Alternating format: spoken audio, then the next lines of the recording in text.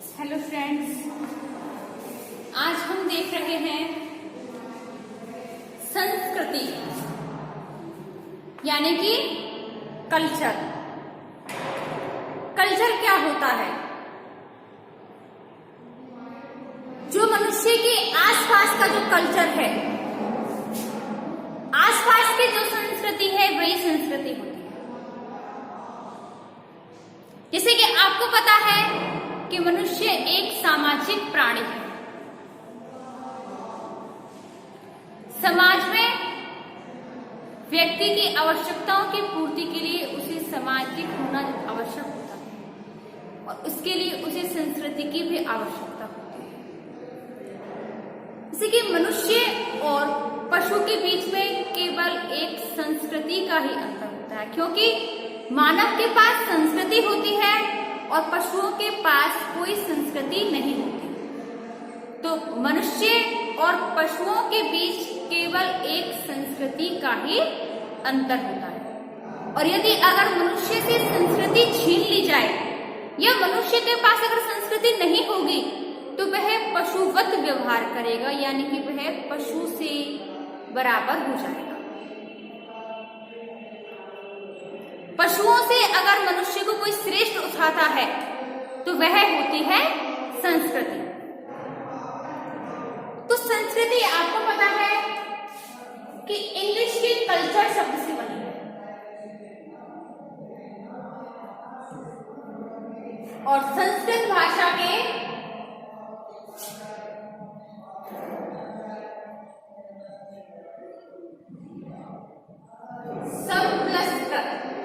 बनी है, यानी कि संस्कार, यानी कि पूरा किया।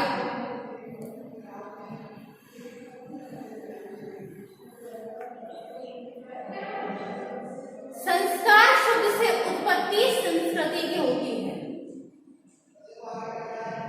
जो कि कुछ कार्यों को पूरा किया, जिसका अर्थ होता है कुछ कार्यों को पूरा किया।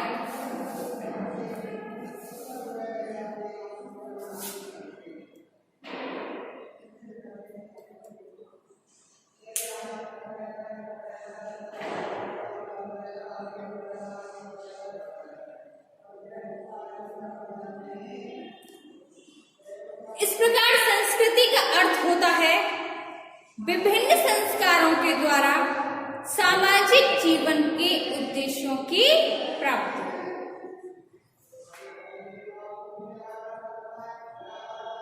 मानव इसलिए मानव होता है कि उसके पास संस्कृति होती है और संस्कृति के अभाव में मनुष्य पशु से श्रेष्ठ नहीं समझा जा सकता। मानव और पशु के बीच संस्कृति का ही अंतर है। संस्कृति मानव समाज की श्रेष्ठतम धरोहर है, जिसकी सहायता से मानव पीढ़ी दर पीढ़ी आगे बढ़ता जाता है। और यदि मानव से उसकी संस्कृति छीन ली जाए तो वह पशु के समान व्यवहार करता है। अब देखते हैं संस्कृति का अर्थ। संस्कृति शब्द अंग्रेजी भाषा के कल्चर शब्द का हिंदी रूपांतर है। हिंदी के संस्कृति शब्द की उत्पत्ति संस्कृत के संप्लसकृत धातु से हुई, जिसका अर्थ है पूरा किया। दूसरे शब्दों में संस्कृति शब्द संस्कृत भाषा से लिया गया है और संस्कृत शब्द की उत्पत्ति संस्कृति शब्द से। संस्कृति शब्द संस्कार से बना है और संस्कार का अर्थ है कुछ कार्यों की पूर्ति करना। यहाँ पर संस्कृति शब्द का अर्थ है विभिन्न संस्कारों के द्वारा सामाजिक जीवन के उद्देश्यों की प्राप्ति। संस्कारों को संपन्न करके ही मानव सामाजिक प्राणी बना है। समाज जीवन के प्रकाश व कोमलता को संस्कृति कहते हैं। जबकि मजूमदार व मदानी के अनुसार संस्कृति शब्द की परिभाषा है व्यक्तियों के जीवन जीने का ढंग।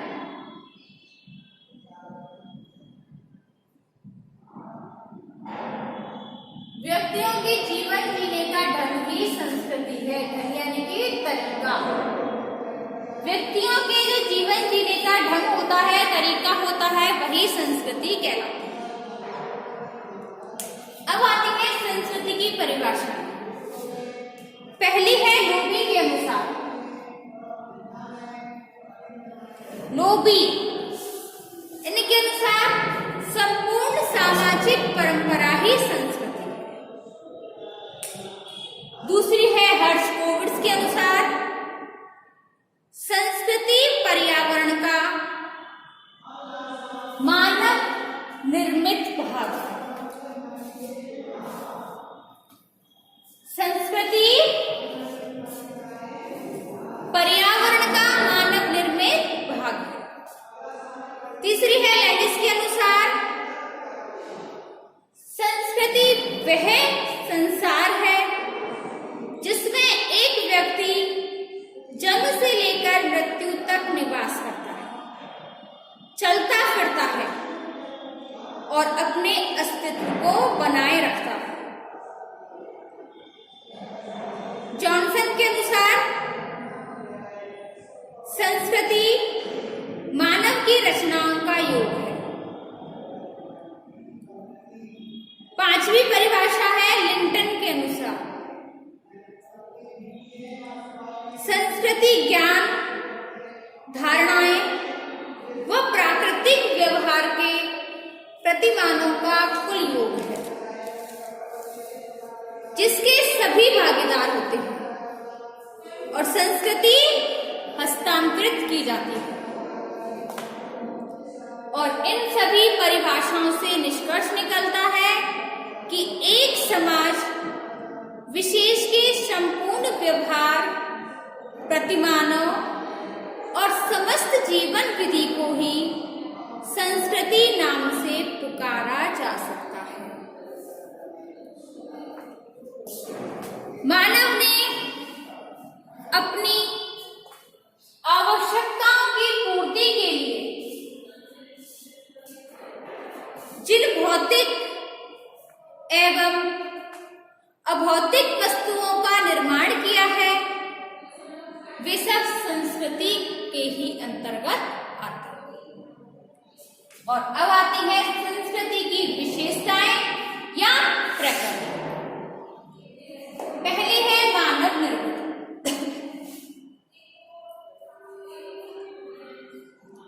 मनुष्य में जो अनोखी क्षमता विद्यमान होती है,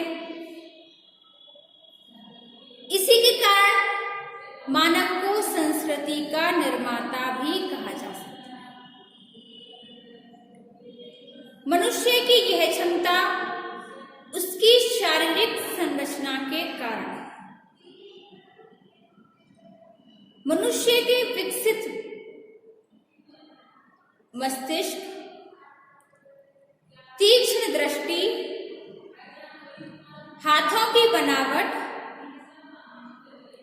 सीधे खड़े होने की क्षमता,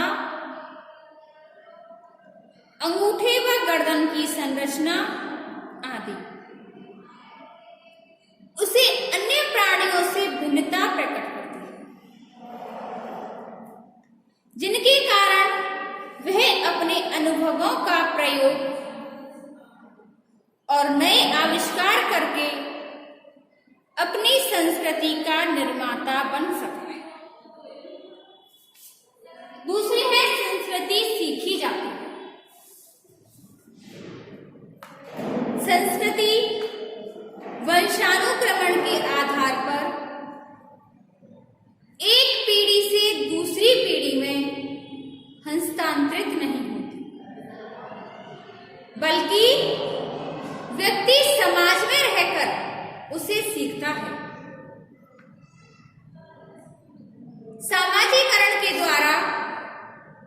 बच्चे जो अपने माता पिता, पड़ोसियों से, संगी साथी, शिक्षक या अन्य किसी व्यक्ति द्वारा सीखते हैं वही संस्कृति होती है। संस्कृति को हम सीख कर ही प्राप्त कर सकते हैं।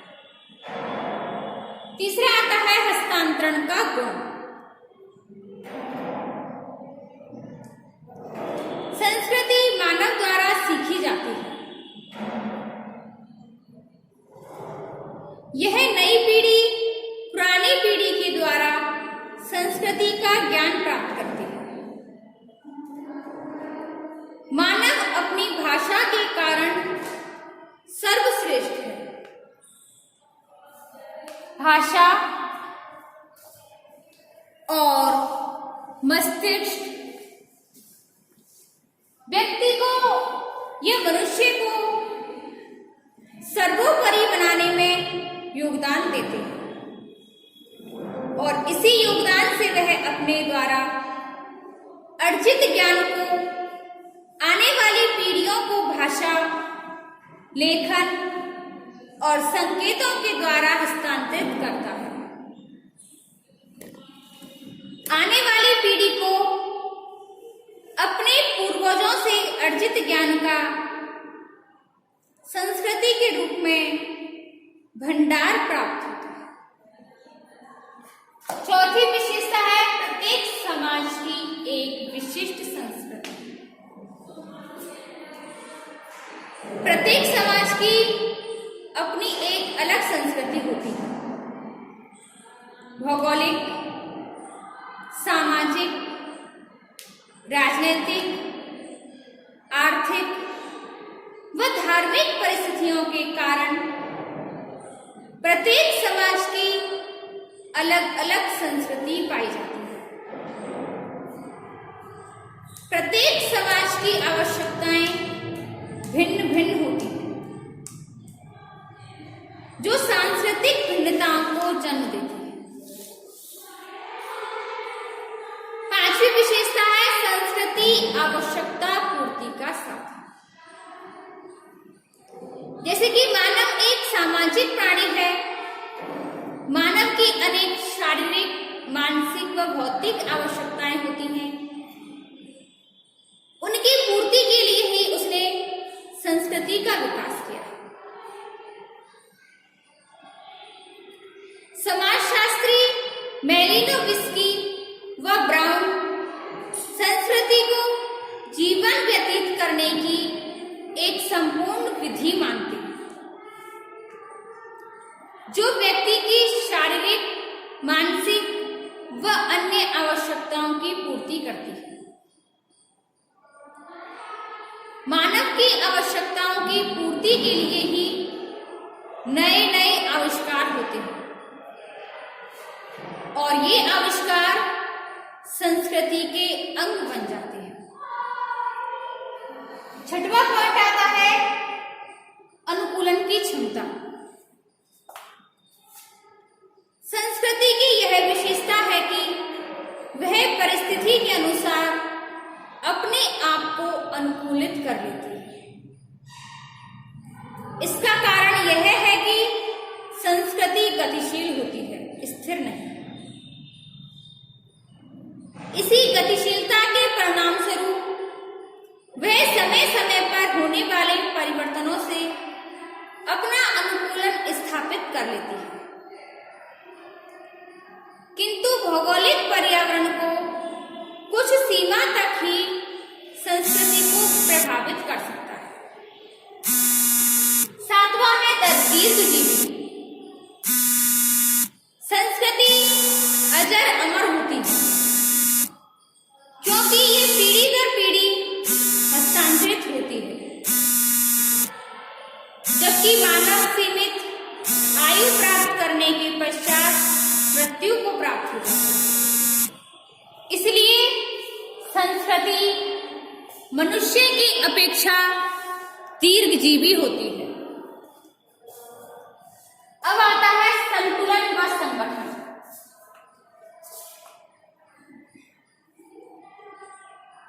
संस्कृति का निर्माण विभिन्न इकाइयों से मिलकर होता है। सांस्कृतिक इकाइयां, जिन्हें हम संस्कृति तत्व या संस्कृति संकुल कहते हैं, ये परस्पर एक दूसरे से अलग नहीं होते, ये एक दूसरे से बंधे हुए होते हैं। ये सभी इकाइयां संगठित रूप से मिलकर ही संपूर्ण संस्कृति की व्यवस्था को बनाए रखते हैं। छोटे समाजों में संस्कृति के विभिन्न पक्षों में एकता स्पष्ट रूप से देखी जा सकती है, क्योंकि वहां संस्कृति में तनाव व संघर्ष पैदा करने वाली शक्तियां अधिक क्रियाशील नहीं होती। और इन सभी विशेषताओं से यह स्पष्ट होता है कि संस्कृति से भिन्न होने के कारण ये शारीरिक विशेषताओं में समान सांस्कृतिक विशेषताएं वंशानुक्रम से व्यक्ति को प्राप्त न होने के कारण संस्कृति अधिसावयवी है। संस्कृति ही व्यक्ति के जीवन को दिशा निर्देश देती है और उसे नियंत्रित भी करती है।